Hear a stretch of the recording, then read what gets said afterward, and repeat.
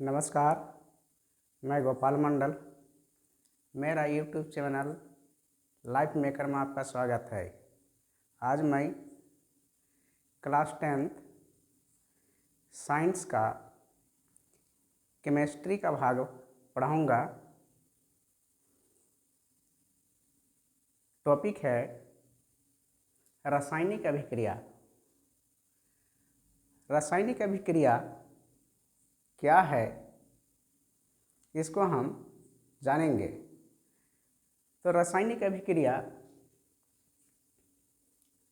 वह है जो दो या दो से अधिक पदार्थों के आपस में मिलकर नए उत्पाद का निर्माण करता है, तो उसे रासायनिक अभिक्रिया कहते हैं।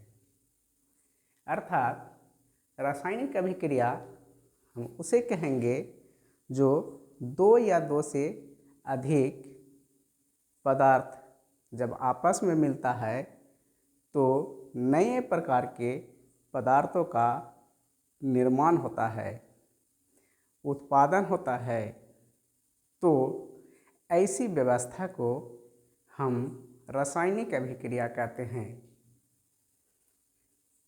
रासायनिक अभिक्रिया के प्रकार, रासायनिक अभिक्रिया कितने प्रकार के होता है ये हम देखेंगे। तो सबसे पहले रासायनिक अभिक्रिया के पहला प्रकार है संयोजन अभिक्रिया। संयोजन अभिक्रिया वह है, संयोजन का अर्थ होता है मिलना।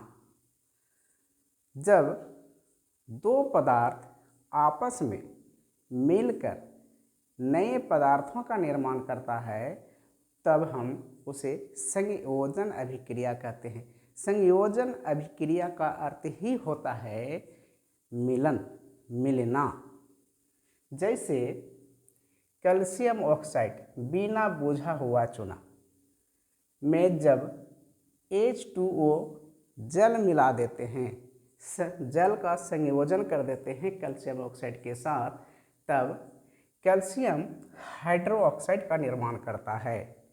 कैल्शियम हाइड्रोक्साइड बुझा हुआ चूना है और जब कैल्शियम ऑक्साइड में जब H2O यानी जल मिला देते हैं तब ऊष्मा निकलता है। यानी दो प्रकार के चीज़ों का निर्माण होता है। यहाँ कैल्शियम हाइड्रोक्साइड और ऊष्मा का निर्माण होता है। दूसरा वियोजन अभिक्रिया। वियोजन का अर्थ होता है टूटना। वियोजन का अर्थ होता है टूटना, अलग होना।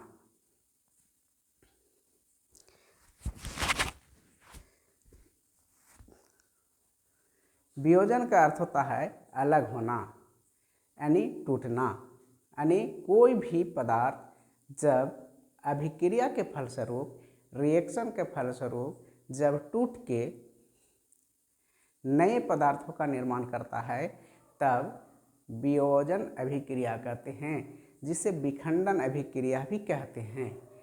जैसे कैल्शियम कार्बोनेट। कैल्शियम कार्बोनेट चूना पत्थर है। जब इसमें अभिक्रिया होती है तो उसमें ऊष्मा लगता है, ऊष्मा देना पड़ता है। जैसे कैल्शियम कार्बोनेट और एरो के ऊपर, तीर के ऊपर जैसे ऊष्मा लिखा हुआ है, अर्थात कैल्शियम कार्बोनेट को अभिक्रिया करने के लिए ऊष्मा की ज़रूरत पड़ता है। जब कैल्शियम कार्बोनेट में जब ऊष्मा दिया जाता है तब कैल्शियम ऑक्साइड बनता है, यानी बुझा हुआ चूना, और कार्बन डाइऑक्साइड गैस बन जाता है। अर्थात वियोजन का अर्थ होता है यहाँ एक प्रकार के पदार्थ था, यहाँ दो प्रकार के चीज़ों का निर्माण हो गया, दो प्रकार का नया चीज़ों का निर्माण हुआ, तो इसे वियोजन अभिक्रिया कहते हैं। तीसरा विस्थापन अभिक्रिया। विस्थापन का अर्थ होता है एक पदार्थों का यानी एक तत्वों का स्थान कोई दूसरा तत्व जब ले लेता है, यानी एक तत्व को हटाकर कोई दूसरा तत्व जब अपना स्थान ग्रहण कर लेता है तो तब उसे विस्थापन अभिक्रिया कहते हैं। जैसे जिंक Zn जस्ता, और यहाँ देख लीजिए Zn जस्ता के साथ कॉपर सल्फेट को मिलाया जाता है। तो यहाँ देखिए कि यहाँ कॉपर की जगह यहाँ जस्ता आ गया, यानी कॉपर को हटा दिया, यानी कॉपर हटा के यहाँ जस्ता आ गया। यहाँ कॉपर सल्फेट था तो यहाँ जिंक सल्फेट हो गया, और कॉपर यहाँ हट गया, यानी जिंक कॉपर को हटाकर यहाँ सल्फेट के साथ मिल गया और कॉपर को अलग कर दिया। तो इसलिए जब कॉपर को यहाँ अलग कर देता है, इसलिए यहाँ कहता है विस्थापन अभिक्रिया। विस्थापन अभिक्रिया का अर्थ ही होता है कोई एक तत्व को हटाकर कोई दूसरा तत्व स्थान ग्रहण कर लेता है। जैसे यहाँ कॉपर को हटाकर यहाँ जिंक अपना स्थान ग्रहण कर लिया। यहाँ कॉपर के साथ सल्फेट था, लेकिन इधर जिंक के साथ सल्फेट हो गया, अर्थात जिंक कॉपर को हटा दिया। जब हटा दिया, हटाने का काम को ही कहता है विस्थापन अभिक्रिया, द्विविस्थापन अभिक्रिया। यहाँ देखिए कि द्विविस्थापन यानी एक ही अभिक्रिया में दो पदार्थ का जगह बदल जाता है। एक ही अभिक्रिया एक ही है, लेकिन इसमें दो पदार्थों का स्थान बदल जाता है। जैसे यहाँ सल्फेट है SO4 यानी सल्फेट, और यहाँ देख लीजिए बेरियम, यानी बेरियम के साथ सल्फेट मिल जाता है और सोडियम के साथ क्लोरीन मिल जाता है। तो यहाँ बेरियम सल्फेट बन जाता है और यहाँ सोडियम क्लोराइड बन जाता है। यानी अभिक्रिया एक ही बार हो रहा है, एक साथ हो रहा है, लेकिन दोनों प्रकार के पदार्थ का स्थान बदल रहा है, इसलिए इसे द्विविस्थापन अभिक्रिया कहते हैं। अब आप लोग को समझ में आ गया होगा कि रासायनिक अभिक्रिया किसे कहते हैं। रासायनिक अभिक्रिया वही है, मेनली याद रखेंगे कि दो या दो से अधिक पदार्थों का आपस में मिलने पर नए पदार्थों का निर्माण होता है, नए पदार्थों का उत्पादन होता है, उसे विस्थापन अभिक्रिया कहते हैं। उसे रासायनिक अभिक्रिया कहते हैं। रासायनिक अभिक्रिया के प्रकार यहाँ 4 प्रकार के रासायनिक अभिक्रिया दर्शाया गया है। संयोजन अभिक्रिया जो दो पदार्थों का मिलन से बनता है। वियोजन अभिक्रिया एक ही प्रकार के जो पदार्थ होता है टूट के दो या दो से अधिक प्रकार के पदार्थ बनता है।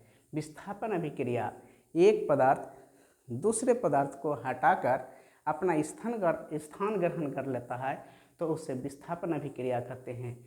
तो ये विस्थापन अभिक्रिया वह अभिक्रिया है जो अभिक्रिया के फलस्वरूप 2 बार अपना स्थान बदलता है, यानी 2 बार अपना स्थान को विस्थापित करता है, उसे द्विविस्थापन अभिक्रिया कहते हैं। पिछले क्लास में मैंने बताया था कि परमाणु और अणु क्या है। परमाणु और अणु जैसे मैंने बताया था कि 2 या 2 से अधिक परमाणु जब आपस में मिलता है अणु का निर्माण करता है, यानी पदार्थों का निर्माण करता है। तो जैसे कि यहाँ कैल्शियम ऑक्साइड, कैल्शियम और ऑक्सीजन 2 प्रकार के परमाणु है, 2 प्रकार के तत्व है, और 2 प्रकार का तत्व मिलकर एक प्रकार का तत्व बना है जिसको कैल्शियम ऑक्साइड कहते हैं। इसी प्रकार का अभिक्रिया के फलस्वरूप ये तत्व कहीं जुड़ता है और कहीं टूटता है, इसी को हम रासायनिक अभिक्रिया कहते हैं। यानी रासायनिक अभिक्रिया का अर्थ ही होता है कि नए पदार्थों का निर्माण, नए पदार्थों का निर्माण को ही हम रासायनिक अभिक्रिया कहते हैं। तो दोस्तों अगले क्लास में फिर मैं बताऊंगा आप लोग के लिए नए और आसान तरीक़ा से बताने की, समझाने की कोशिश मैं करूंगा। तो शायद आज समझ गए होंगे कि रासायनिक अभिक्रिया क्या है और रासायनिक अभिक्रिया कितने प्रकार के होता है। और ये अक्सर परीक्षा में पूछा जाता है और विद्यार्थी को ये समझ में नहीं आता है कि ये क्या चीज़ है और इसको हम कैसे याद रखें। तो ये दोस्तों याद रखने का एकदम सही तरीका है कि ये जो शब्द है, ये शब्द को आप याद रखिए, ये शब्द का अर्थ याद रखिए तो समीकरण अपने याद हो जाएगा। जैसे संयोजन का अर्थ होता है जोड़ना, वियोजन का अर्थ होता है, संयोजन का अर्थ होता है जोड़ना, यानी दो प्रकार का पदार्थ आपस में जुड़ना। वियोजन का अर्थ होता है टूटना। संयोजन का अर्थ होता है जोड़ना, वियोजन का अर्थ होता है टूटना। विस्थापन का अर्थ होता है एक तत्व का स्थान को दूसरा तत्व ग्रहण करना या एक तत्व को दूसरा तत्व हटा देना, हटाने को ही कहता है विस्थापन। द्वि का अर्थ होता है दो, विस्थापन का अर्थ होता है हटना, यानी वो एक तत्व दूसरा तत्व को दो बार वो हटाता है, इसलिए इसे द्विविस्थापन अभिक्रिया कहते हैं।